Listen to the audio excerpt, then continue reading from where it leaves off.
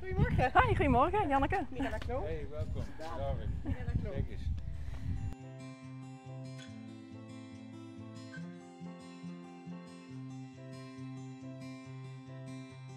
En jullie hebben een gemengd bedrijf, Ja. heb ik dat goed? Ja, Dus koeien, ja, melkvee melkvee en akkerbouw. en akkerbouw. Ja.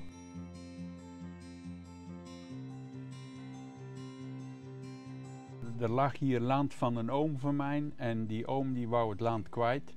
Maar mijn vader kon dat toen niet betalen.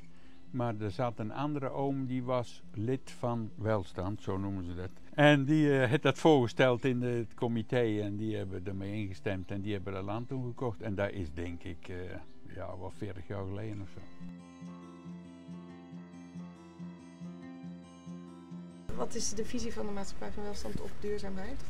Als je kijkt vanuit natuurlijk het christelijk geloof en het prachtige scheppingsverhaal en de term redmeesterschap, dan zit daar natuurlijk enerzijds de opdracht in om ook aan de slag te gaan als mens, om iets te doen met de grond die er is.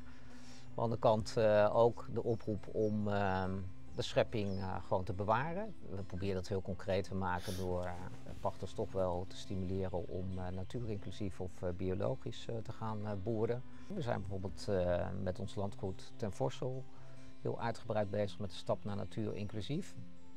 En ja, dan zegt de pachter tegen mij van ik ben eigenlijk al biologisch zelfs bezig, maar ik vind het behoorlijk frustrerend, want ik heb best een redelijke oogst, maar als ik kijk naar de kosten van SCAL-certificering en allerlei andere kosten die ik maken en als ik kijk naar de prijs die ik krijg voor mijn gewassen, komt het gewoon niet uit. Ik denk dat uiteindelijk niet alle consumenten er nu voor klaar zijn om volledig om te schakelen naar financieel niet klaar voor zijn.